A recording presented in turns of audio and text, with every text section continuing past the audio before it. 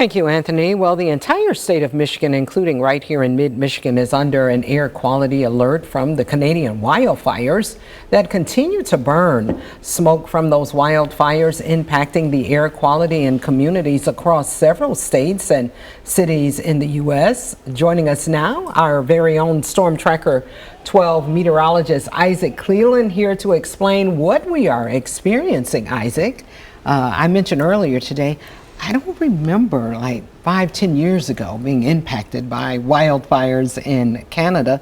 So when did these fires start and how are they impacting us? Well, the fires, they kind of started they've been burning here over the past few years. It seems like it kind of comes back every summer. And really up in Canada, we can get these storms, or I should say these fires getting started by storms, specifically from lightning.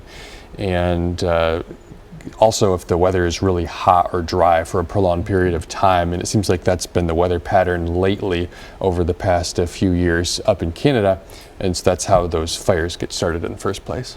And how does that smoke make its way over here to Genesee County, mid-Michigan? You looked up in the sky today, it was quite hazy, and that is being blamed on that smoke there from Canada. So how does it make it over here?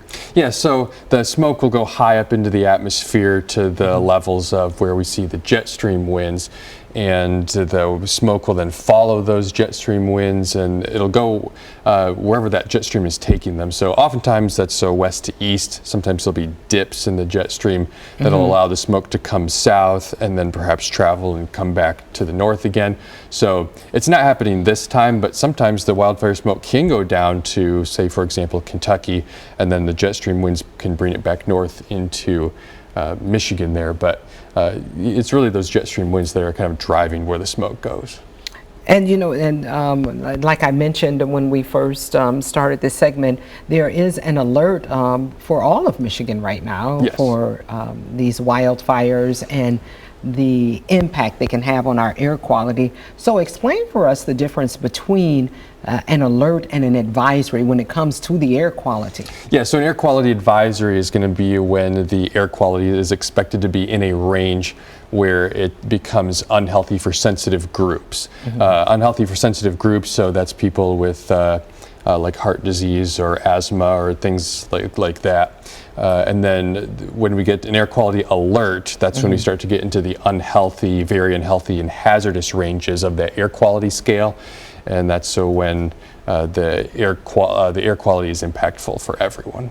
Okay, and is that where we are right now? Yeah, and so basically what they decided to do here in this particular case was issue the alert for the entire state. We have noticed that the greatest impacts have been further north, kind of like what we're seeing there.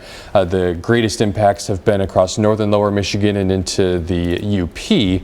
With conditions not quite as impactful further south in the state. But we've still been fairly consistently in the unhealthy for sensitive groups range at least, and we have seen that unhealthy range up at the Mackinac Bridge. And is there a way to protect yourself? I know they were advising over the weekend, don't spend a lot of time outdoors, but is there a way to protect yourself from what's happening with the atmosphere and these wildfires? Yeah, there is. And actually I'm clicking through here to the end of the graphics that I had here because there is something that I want to show relating to that. Here we go. So staying indoors, limiting outdoor activity, avoiding strenuous activity outdoors if you do have to work outdoors, and taking breaks, rescheduling events if that works out for you. And then as far as being indoors, avoid gas appliances, avoid frying foods, and even vacuuming were a couple of examples there. And this is true whether it's in your home or in your car. Set your air conditioner to the recirculate setting because then you're just recirculating the air that's already in your home rather than allowing new air coming in from outside, which you don't want if it's really smoky outside. Yeah, if you have this alert. And for people who are working outside, just take breaks and don't do strenuous activity outside. Yeah, that's the best thing to do is try to limit strenuous activity and try to take lots of breaks indoors. Okay. Thank you, Isaac, for explaining what we're seeing when we look up and all of the haze in the sky coming in from Canada. Thanks so much for explaining that.